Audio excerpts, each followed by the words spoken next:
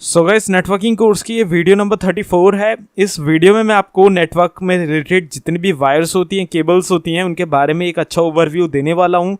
जो वायर्स और केबल्स हमारे नेटवर्क में होती हैं, नेटवर्किंग डिवाइसेस में यूज़ होती हैं, सबका इन्फॉर्मेशन आपको इस वीडियो में मैं दे दूंगा। और किस तरीके से ये कैटेगराइज होती हैं, सब इन्फॉर्मेशन इस वीडियो में आपको मिल जाएगी। तो गाइस, इस वीडियो को शुरू से लेकर एंड तक देखते रहना और इस वीडियो में आपको वायर केबल का कॉन्सेप्ट क्लियर हो जाएगा। सो गाइस, इस वीडियो को शुरू करने से पहले मैं आपको बता दूं, अगर आपने अभी तक गीकी हब को सब्सक्राइब नहीं किया तो काइंडली सब्सक्राइब करके बेल आइकन को ऑल कर लें, ताकि आने वाली कोर्स की कोई भी वीडियो आपसे मिस ना हो। साथ साथ प्लेलिस्ट सेक्शन पे जाके यहाँ पे आप नेटवर्किंग कोर्स की प्लेलिस्ट को एक्सेस कर सकते हैं, बुकमार्क कर सकते हैं, सेव कर सकते हैं, जिससे आने वाली वीडियो तो बिल्कुल आपसे मिस ना हो। और साथ ही साथ आप यहाँ पे और भी बहुत सारे कोर्स यहाँ पे सीख सकते हैं। बहुत सारे कोर्स आपको मैंने यहाँ पे बना के ऑलरेडी दे रखे हैं और फ्यूचर में भी देता रहूंगा। तो अब बिना ज्यादा टाइम वेस्ट करें, चलते हैं अपनी वीडियो की तरफ और जानते हैं डिफरेंट टाइप्स ऑफ नेटवर्क के बारे में। तो गाइस, वायर्स और केबल्स के बारे में पढ़ने से पहले हम यहाँ पे जान लेते हैं कि हमारे जो ये वायर्स केबल्स होती हैं, उन्हें हम कहते हैं क्या, अपनी जो इंटरनेट की भाषा होती है, नेटवर्किंग की भाषा होती है, उसमें क्या कहते हैं गाइस। ये एक तरीके का मीडियम होती है, एक तरीके का मीडिया होती है जो कि हमारा कम्युनिकेशन बिल्ड करती है। तो इसे हम कहते हैं मीडिया। अब काम क्या करती हैं, ये ट्रांसमिशन का काम करती हैं, डाटा इधर से उधर ले जाती हैं, पहुँचाती हैं, ठीक है। तो ये ट्रांसमिशन मीडिया कहलाती हैं। तो यहाँ आपकी ट्रांसमिशन मीडिया दो टाइप की होती है, एक गाइडेड मीडिया होती है, एक अनगाइडेड मीडिया होती है। तो गाइडेड मीडिया आपकी वायर्ड वाली होती है और अनगाइडेड आपकी वायरलेस होती है। तो वायरलेस के बारे में मैं आपको आगे किसी वीडियो में बता दूंगा, लेकिन अभी यहाँ पे हम गाइडेड मीडिया के बारे में पढ़ने वाले हैं, जो कि वायर और केबल्स से रिलेटेड होती हैं, ठीक है। In data communication, transmission media is the pathway that carries the information from sender to receiver. तो सेंडर से रिसीवर तक ले जाने वाला जो भी ट्रांसमिशन का मीडियम है, जो भी एक वायर है जो भी ले जा रही है डाटा को इधर से उधर, वो आपकी ट्रांसमिशन मीडिया में ही आती है, वो ट्रांसमिशन मीडिया ही कहलाती है। We use different types of cables और वेव्स टू ट्रांसमिट डाटा। तो हम डिफरेंट तरीके की चीज़ों का यूज़ करते हैं अपने डाटा को ट्रांसमिट करने के लिए, वायर और वायरलेसली दोनों टाइप में। तो वायर में हमारा तो केबल यूज़ होता है और वायरलेस में हम वेव्स का इस्तेमाल करते हैं, जो रेज होती हैं, जो हमारी इंफ्रारेड रेज होती हैं, या फिर हमारा जो रेडियो वेव्स होती है, रेडियो फ्रिक्वेंसीज होती हैं, उनके थ्रू हम करते हैं। लेकिन यहाँ पे हम केबल्स के बारे में पढ़ेंगे और जो भी उनकी केबल्स होती हैं, वायर्स होती हैं, उनके बारे में पढ़ेंगे। Data is transmitted normally through electrical और इलेक्ट्रोमैग्नेटिकल सिग्नल। अब यहाँ पे आपका जो डाटा ट्रांसमिट होता है, जो वायर होती है, उनमें आपका जो डाटा ट्रैवल करता है दो फॉर्म में करता है। एक तो आपका इलेक्ट्रिकल या इलेक्ट्रोमैग्नेटिक फॉर्म होती है, एंड इसी के साथ साथ जो दूसरी फॉर्म होती है वो होती है हमारी लाइट की फॉर्म, जो कि ऑप्टिक फाइबर में वर्क करती है, ठीक है। तो दो फॉर्म में आपका ट्रांसमिशन मीडिया में डाटा ट्रैवल होता है, वायर मीडियम में, गाइडेड मीडियम में, एक इलेक्ट्रोमैग्नेटिक फॉर्म और एक आपकी लाइट की फॉर्म में, दो फॉर्म में आपका डाटा ट्रांसमिट होता है। तो यहाँ डिस्क्रिप्शन देख लेते हैं। Transmission media are located below the physical layer. तो आपकी फिजिकल लेयर में होती है, ये बिल्कुल जस्ट फिजिकल लेयर से निकलते ही जो फिजिकल लेयर ही है, आप उसी में मान लो आपकी ट्रांसमिशन मीडियम होती है, जो मीडियम होता है, जो सबसे नीचे वाली लेयर होती है फिजिकल लेयर, ठीक है। यहीं पे आपका पूरा ईथरनेट स्ट्रक्चर बना होता है आपके नेटवर्क का। Computers use signals to represent data. अब जो आपका कंप्यूटर है वो सिग्नल्स पे वर्क करते हैं, डिजिटल सिग्नल, एनालॉग सिग्नल, जो कि प्रीवियस वीडियो में मैंने आपको बता दिया था, मॉड्यूलेशन डिमॉड्यूलेशन होता है, ठीक है। तो आपका कंप्यूटर भाषा समझता है डिजिटल और आपकी वायर भाषा समझती है analog. Signals are transmitted in form of electromagnetic energy. तो एनर्जी होती है, इलेक्ट्रोमैग्नेटिक भी होती है, और नई जो ऑप्टिक फाइबर चल रही है उसमें आपकी ग्लास में लाइटनिंग वाली स्पीड होती है। तो उसमें लाइट की स्पीड से आपका डाटा ट्रैवल होता है और वहाँ पे आपका लाइट की तरह रिफ्लेक्शन में डाटा इधर से उधर बहुत ही अच्छी स्पीड में सेंड और रिसीव होता है। तो यहाँ पे आपका ट्रांसमिशन मीडियम आप देख सकते हो, ये आपकी जैसे केबल है और ये आपकी फिजिकल लेयर पे ही वर्क करती है, देखो इस तरीके से कुछ, ठीक है। तो OSI मॉडल की फिजिकल लेयर में आपका जितना भी ट्रांसमिशन मीडियम है वो यूज होता है। तो क्लासिफिकेशन ऑफ ट्रांसमिशन मीडियम, तो यहाँ पे मैं आपको क्लासिफिकेशन भी बता देता हूँ। तो यहाँ पे मैंने ऑलरेडी आपको बता दिया कि दो टाइप की आपकी ट्रांसमिशन मीडियम होती है। ये रहा आपका ट्रांसमिशन मीडियम, ये दो टाइप का होता है, एक आपका होता है गाइडेड मीडिया और एक होता है आपका अनगाइडेड मीडिया यानी वायरलेस। तो वायरलेस जो होता है उसमें आपके फ्री स्पेस आता है, यानी आपका वाईफाई आ गया, आपका ब्लूटूथ आ गया, और आपके और भी जो चीज़ें होती हैं वो आ गई रेडियो फ्रिक्वेंसी पे बेस्ड। तो वो आपको मैं अगली वीडियो में बता दूंगा। यहाँ पे हम गाइडेड मीडिया यानी वायर मीडिया के बारे में पढ़ेंगे, सारी केबल्स के बारे में जानेंगे। तो वो हो गई हमारी twisted pair cable, coaxial cable और आपकी फाइबर ऑप्टिक केबल। तो ये 3 केबल होती हैं जो कि वायर मीडियम में हम यूज करते हैं अपने कम्युनिकेशन में एज अ ट्रांसमिशन मीडियम। तो यहाँ पे ट्विस्टेड पेयर केबल के बारे में पढ़ लेते हैं सबसे पहले। तो ट्विस्टेड पेयर केबल कुछ इस तरीके की होती है। यहाँ पे आपकी 8 वायर्स होती हैं, 8 वायर्स में आपके 2-2 के 4 पेयर होते हैं, ठीक है, 2-2 के 4 पेयर होते हैं। कॉपर वायर होती है, अंदर बाहर से कवरिंग प्लास्टिक की होती है जिसे हम इंसुलेटर कहते हैं, ठीक है। A twisted pair consist of 2 conductors, इसमें आपके 2 कंडक्टर होते हैं। अब कंडक्टर वो जो आपका डाटा इधर से उधर ले जाते हैं, जिनके थ्रू आपका इलेक्ट्रोमैग्नेटिक सिग्नल ट्रैवल कर पाते हैं, क्योंकि कंडक्टर में ही वो एबिलिटी होती है जिसमें आपका करंट और आपके सिग्नल्स पास हो सके, ठीक है। बेसिकली कॉपर बेस्ड, कॉपर की वायर होती है अंदर से। कॉपर आपको पता ही है सबसे कम रेजिस्टेंस होता है, सबसे हाई इसकी आपकी कंडक्टेंस होती है, जो कि आपका जो डाटा है, जो आपकी इलेक्ट्रोमैग्नेटिक सिग्नल्स है, वो बहुत अच्छी तरीके से बहुत ही कम रेजिस्टिविटी के साथ पास करा दे, ठीक है। तो करंट भी बहुत अच्छा पास होता है कॉपर में, और आपका डाटा भी जो ट्रांसमिट हो रहा है इलेक्ट्रोमैग्नेटिक फॉर्म में वो भी अच्छे से पास होता है।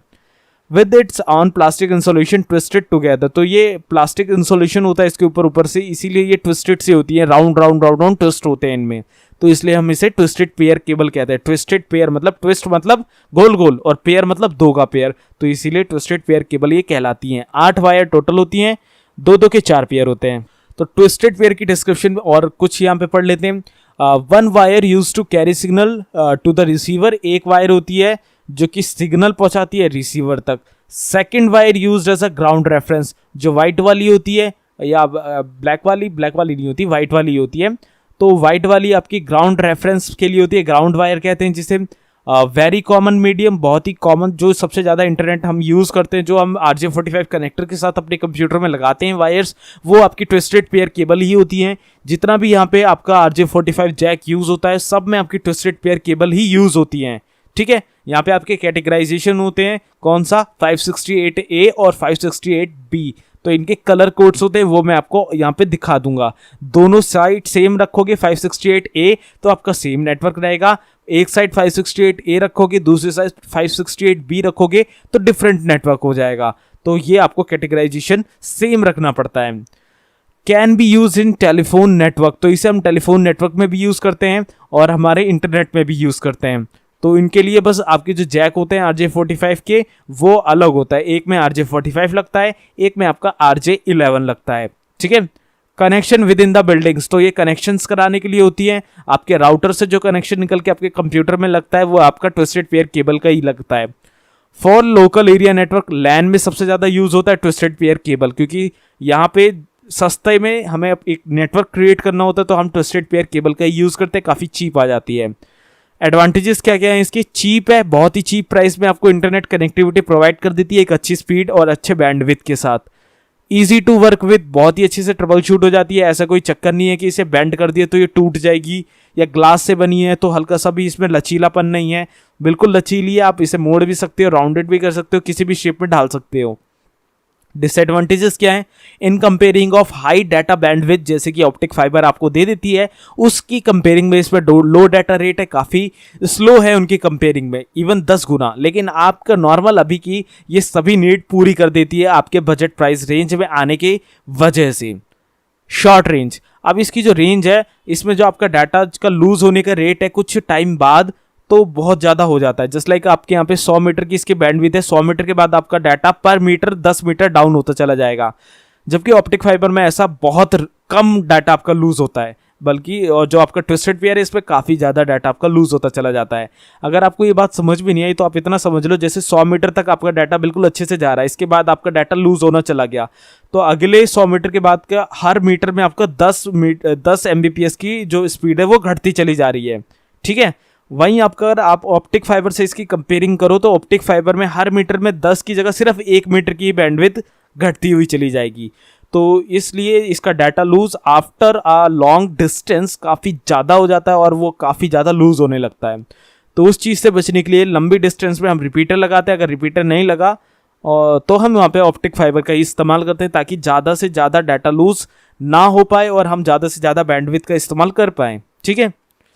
तो यहाँ ट्विस्टेड पेयर केबल आपकी 2 टाइप की होती है, एक यूटीपी जिसे कहते हैं अनशील्डेड ट्विस्टेड पेयर केबल, और दूसरी होती है शील्डेड ट्विस्टेड पेयर केबल जिसे यूटीपी और एसटीपी भी कहा जाता है।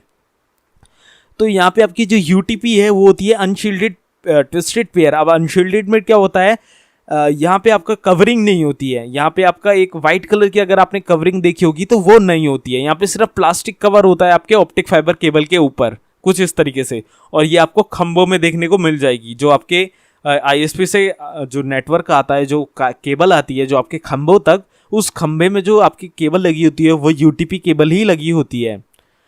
Pair of unshielded wires wound around each other. Unshielded wires होती हैं जो कि राउंड होती हैं, अपने आप एक दूसरे से बंधी हुई होती हैं या लिपटी हुई होती हैं। ईजिएस्ट टू इंस्टॉल, बहुत ही लचीली होती है, तो कहीं पे भी इसे खींच तान के ले जाया जा सकता है, कहीं पे भी इसे हम इंस्टॉल कर सकते हैं। Telephone subscribers connect to the central telephone office. तो टेलीफोन ऑफिस या आईएसपी से लेकर आपके मोबाइल फ़ोन पे आप मतलब मोबाइल फ़ोन या आपके टेलीफोन जो लैंडलाइन होते हैं उन तक ये वायर बड़े आसानी से आती है और इन्हीं का इस्तेमाल होता है। और हमारे कंप्यूटर में आईएसपी के द्वारा दी गई कनेक्टिविटी वायर वाली वो भी आपकी यूटीपी वायर ही होती है। डीएसएल लाइन्स में इनका यूज़ करते हैं। लैन, इसकी स्पीड होती है, लैन में यूज़ होता है, स्पीड आपकी मैंने बता दिया था 10 बेस टी और 100 बेस टी, यानी 10 Mbps और 100 Mbps, और कहाँ तक, अप टू 1000 मीटर्स तक। तो 10 बेस टी आपको यहाँ पे याद करना है, 10 बेस टी और कौन सा, 100 बेस टी। तो ये आपको यहाँ पे याद करके रखना है कि ये इसी के स्टैंडर्ड होते हैं यूटीपी के। तो 10 बेस टी और 100 बेस टी यहाँ पे लैन का एग्जाम्पल है। यहाँ पे इतनी बैंडविड्थ होती है, इतना इसका दूर तक अपना डाटा ट्रांसमिशन करने की इसमें कैपेबिलिटी होती है। तो यहाँ पे आपकी जो यूटीपी वायर है उसकी कुछ कैटेगराइजेशन है जो कि कैट में हम करते हैं। Cat 1, cat 2, cat 3, cat 4, cat 5, cat 5E, cat 6, cat 6A, cat 7, ठीक है, इतने टाइप की होती है। अब यहाँ पे आपका देखो डाटा रेट पे डिपेंड करता है। एक की है 1 Mbps जो बहुत पहले यहाँ पे रिलीज हुई थी ट्विस्टेड पेयर की, देखो ये पूरी लिस्ट है, ट्विस्टेड पेयर की है सारी, और कहाँ कहाँ यूज़ होती है ये भी आपको यहाँ पे देखने को मिल रहा है। तो यहाँ पे कैट 1 आपकी कहाँ यूज़ होती थी, 1 Mbps की स्पीड आती थी ऑल टेलीफोन केबल्स में। कैट 2 4 Mbps, ऐसे ऐसे आपका 10 Gbps तक की यहाँ पे आपको कैट 7 में स्पीड देखने को मिल जाती है। तो कैट 7 आपका गीगाबिट इथरनेट में यूज होता है। अब मैंने आपको पिछली प्रीवियस वीडियो में बताया था गीगाबिट इथरनेट क्या होता है। तो गीगाबिट इथरनेट अभी आपका जो एयरटेल प्रोवाइड कर रहा है वो आपका ऑप्टिक फाइबर वाला प्रोवाइड कर रहा है, ठीक है। तो आपका ईथरनेट वाला भी गीगाबिट का ईथरनेट आता है, लेकिन गीगाबिट इथरनेट में हमें जब यूज़ ही करना है तो हम ऑप्टिक फाइबर का इस्तेमाल करते हैं, क्योंकि यहाँ पे जो आपकी वायर होती है, वायर इतनी ज़्यादा पावरफुल नहीं होती है कि आपको पूरे 10 Gbps का बैंडविड्थ दे पाए, तो इसलिए हम वहाँ पे ऑप्टिक फाइबर का इस्तेमाल करते हैं। नहीं तो आपकी कैट 7 की अगर वायर है यूटीपी की, तब आप यहाँ पे अपना गीगाबिट इथरनेट पे इस केबल का यूज़ कर सकते हो। लेकिन अगर आपने यहाँ पे कैट 5 लगा रखी है जो कि आपको 100 Mbps के लिए बनी है, जो कि नॉर्मल हम इस टाइम पे सबसे ज़्यादा यूज़ कर रहे हैं, उसमें अगर आप यहाँ पे चलाओगे 10 Gbps का बैंडविड्थ तो वो वर्क नहीं करेगा, वो उतनी ही दे पाएगा 100 Mbps तक की लिमिट। तो ये हमें डिपेंड करता है कि अगर हम गीगाबिट इथरनेट लगा रहे हैं तो हम कैट 7 की वायर यूटीपी की लगवा रहे हैं, तब हम यहाँ पे अपने RJ45 जैक की मदद से इंटरनेट ले सकते हैं इतनी हाई स्पीड का। अगर कैट 5 लगा रहे हैं तो कोई फ़ायदा नहीं, वर्थलेस है वो। तो इतने टाइप की कैटेगराइजेशन है, आप यहाँ पे एक बार देख लें कैट 1 से कैट 7 तक। और यहाँ पे इसकी डाटा रेट है, आप डाटा रेट देख सकते हो, मैक्सिमम लेंथ आप देख सकते हो। तो मैक्सिमम लेंथ होती है 100 मीटर। तो ये 100 मीटर का यहाँ पे क्या है, जैसे ये आपकी कैट 3 है तो ये हो गया आपका 10 बेस 1, और जो टी होता है वो क्या होता है 1000। तो टी होती है आपकी मैक्सिमम बैंडविड्थ। अब यहाँ पे आपकी मैक्सिमम लेंथ है, अब मैक्सिमम लेंथ क्या, पूरे के पूरे डाटा को पहुंचाने की, 100 Mbps के डाटा को ले जाने की। तो अभी तक आपकी कैट 7 तक 100 Mbps तक की आपकी वायर आई है, यानी 100 मीटर तक आप जो वायर इस 7 को ले जाओगे उतने में आपका 10 Gbps आपका डाटा ट्रेवल करेगा। इसके बाद फिर आपको रिपीटर लगाना पड़ेगा। लेकिन जो आपके पिछली वीडियो में मैंने आपको 10 बेस टी ये सब मैंने आपको बताया था, वो था आपकी कैपेबिलिटी उस पूरे नेटवर्क को ले जाने की, समझ रहे हो ना। अब वहां पे ये नहीं था कि 10 Gbps आपका पूरा 1000 मीटर तक चलेगा, हो सकता है 1000 मीटर बाद वो 10 Gbps आपको सिर्फ और सिर्फ 10 MB की स्पीड ही दे रहा हो, ऐसा होगा। लेकिन यहाँ पे कैट 7 में क्या है कि अगर पूरी की पूरी 10 Gbps में 1 KB का भी आप लूज नहीं देखना चाहते हो तो आपको मैक्सिमम लेंथ यहाँ पे 100 मीटर ही रखनी है, इससे ज़्यादा नहीं ले जाओ। अगर ले जा रहे हो तो रिपीटर लगवाओ, यहाँ पे ये सीन होता है। तो इस तरीके से ये पूरा कॉन्सेप्ट है। आई होप यहाँ पे थोड़ी सी क्लियरिटी आपको हुई होगी। तो ट्विस्टेड पेयर केबल की ये लिस्ट आप देख लेना अच्छे से और एनालाइज कर लेना कि कितने टाइप की ये कैटेगराइजेशन हो रखी है यहाँ पे। आगे बढ़ते हैं और यहाँ पे यूटीपी के कनेक्टर जान लेते हैं। तो यहाँ पे आपका RJ45 का फीमेल जैक होता है और ये वाला आपका RJ45 का मेल जैक होता है। तो ये जैक होता है और ये आपका पोर्ट कहलाता है। तो फीमेल में आपका मेल का पोर्ट लगता है। RJ45, RJ stands for registered jack कहते हैं इसे, registered jack 45 is a keyed connector. It means that it can be inserted in only one way. एक ही तरीके से आप इस तरीके से नीचे से दबा के इसे यहाँ पे इसमें इंजेक्ट करते हो तब ये हो पाता है। तो यहाँ पे ये जो वायर होती है यूटीपी की, इसमें इंसर्ट करके हमें इस क्रिम्पिंग टूल की मदद से इसे आपको वायर को यहाँ पे अटैच करना पड़ता है यहाँ पे या फिर आप वायर को इसके अंदर सेट करना पड़ता है।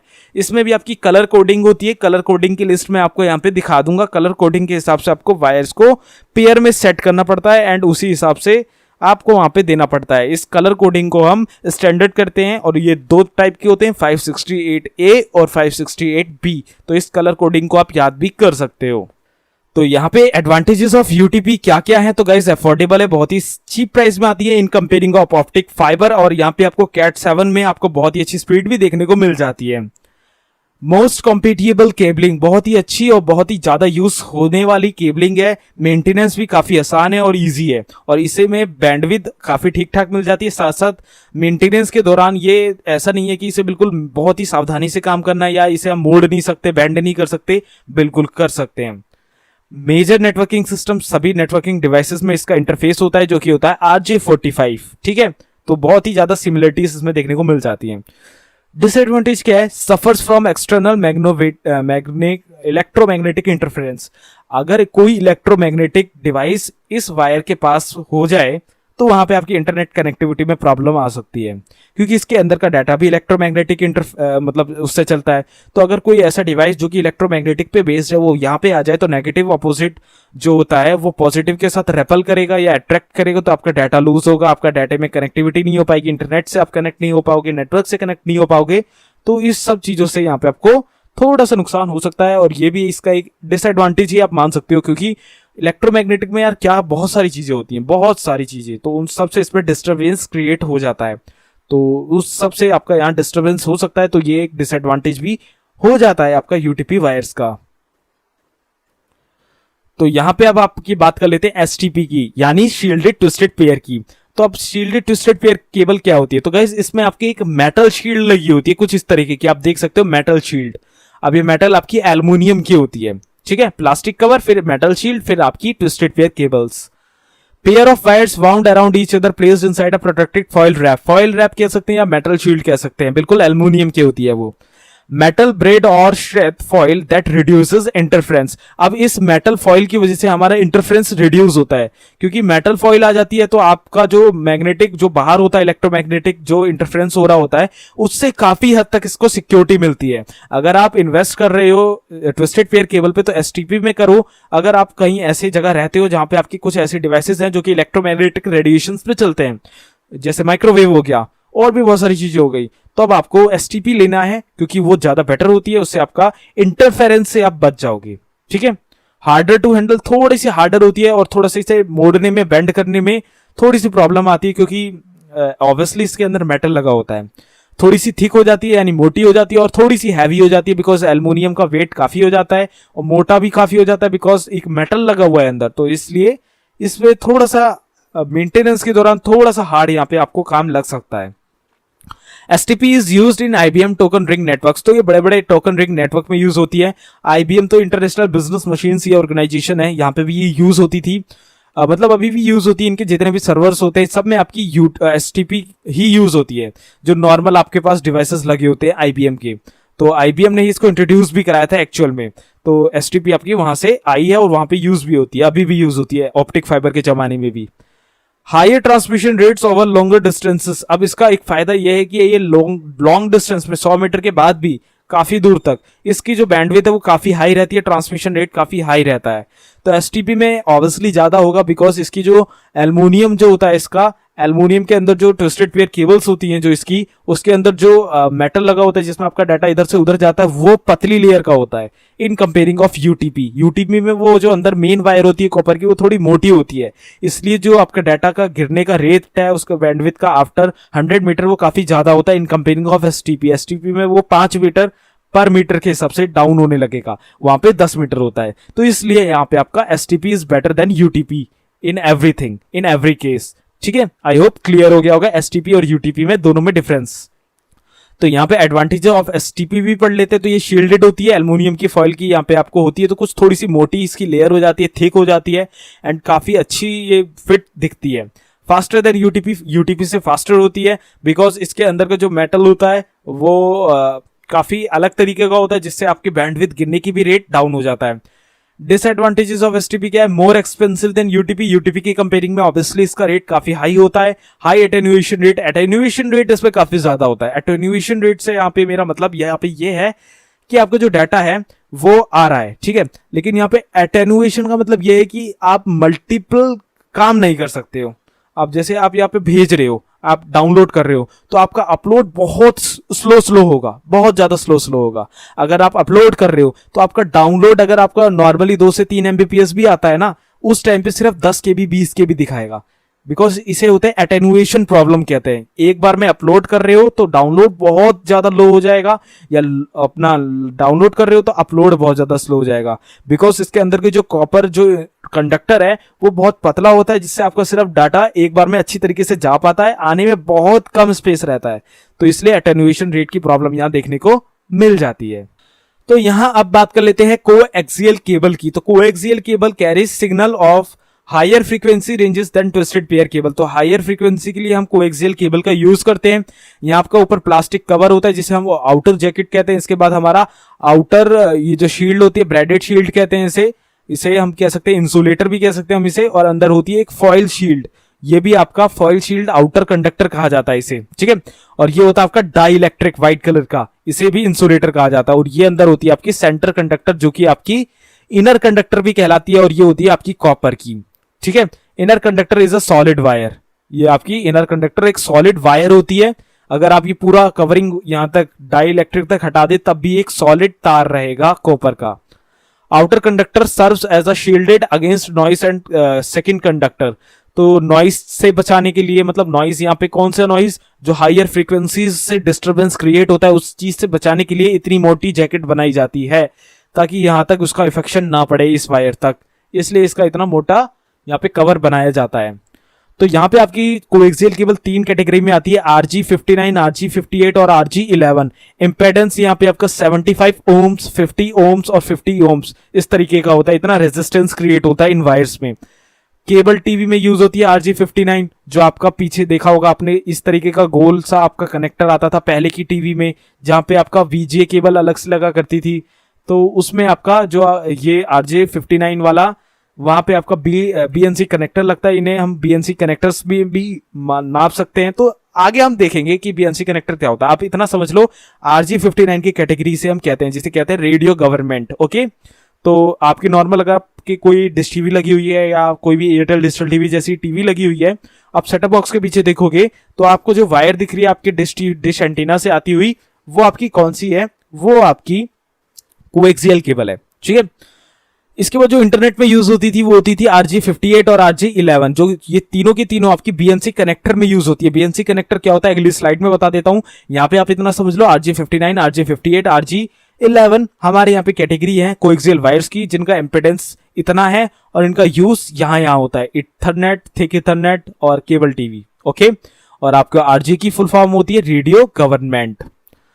तो यहाँ पे आपका जो केबल में कनेक्टर यूज होता है वो होता है BNC कनेक्टर। अब BNC की फुल फॉर्म होती है बेयोनिल नील कॉन्सलमैन। अब ये बेयोनिल नील कॉन्सलमैन आपके 3 तरीके में आता है, BNC-T केबल और आपका नॉर्मल ये टर्मिनेटर वाला। तो BNC connector is used at the end of the cable TV to a device, TV set connection. ये वाला आपका टीवी सेट कनेक्शन में यूज होता है। अगर आप सेटअप बॉक्स के पीछे देखोगे तो आपको समझ में आ जाएगा। BNC-T connector used to ethernet networks to branch out connection to computer और द अदर डिवाइसेस। तो एक से अधिक डिवाइसेस को एक डिवाइस से जोड़ने के लिए हम BNC इस वाले कनेक्टर का यूज करते हैं। जस्ट लाइक आपने ये वाला BNC-T कनेक्टर आपने एक कंप्यूटर में लगा रखा है, तो वहां से 2 कंप्यूटर उस नेटवर्क में और जोड़ने हैं, तो इस तरीके से हम यहाँ पे एक तार इधर से एक तार इधर से निकाल के उस 2 कंप्यूटर को जोड़ सकते हैं। तो इसे T पॉइंट की तरह आप कंसिडर करें, और ये एक T पॉइंट की तरह ही सेम आपका BNC-T कनेक्टर आता है। जैसे T पॉइंट पे 3 रास्ते होते हैं और आपका नॉर्मल रास्ते, एक रास्ता इधर जाता है, एक रास्ता उधर जाता है। तो टी पॉइंट पे 3 होते, तो बीएनसी टी से भी आपके 3 पॉइंट खुलेंगे, एक रिसीवर का 2 सेंडर के, या 2 सेंडर के 1 रिसीवर का। ठीक है। BNC terminator is used to at the end of the cable to prevent the reflection of the signal. तो बिल्कुल टर्मिनेट करने के लिए कि भाई ये यहीं पे टर्मिनेट हो जाए, इससे आगे ना जाए, तो वहां पे हम बीएनसी टर्मिनेटर कनेक्टर्स का यूज करते हैं। लेकिन नॉर्मल हम यहाँ पे कंसीडर यही वाला करते हैं जो मेन होता है, इसी को यूज करते हैं। ठीक है, इसी के बारे में हमें आगे भी पढ़ना है। तो कोएक्सियल एप्लीकेशंस क्या होते हैं? तो कोएक्सियल एप्लीकेशन में मोस्ट वर्सेटाइल मीडियम है, बहुत ज्यादा यूज होने वाला मीडियम हम पहले कंसिडर करते थे इसे, और अभी जो हम नॉर्मल डिश टीवी में जो हमारा डिश एंटीना है वहां पे जो सैटेलाइट कम्युनिकेशंस होते हैं उनमें हर जगह यहाँ पे कोएक्सियल केबल का यूज होता है। इथरनेट में तो अब यहाँ पे इथरनेट ने रिप्लेस कर दिया इंटरनेट में, लेकिन पहले कोएक्सियल केबल से भी हम इथरनेट वाला इंटरनेट ले सकते थे।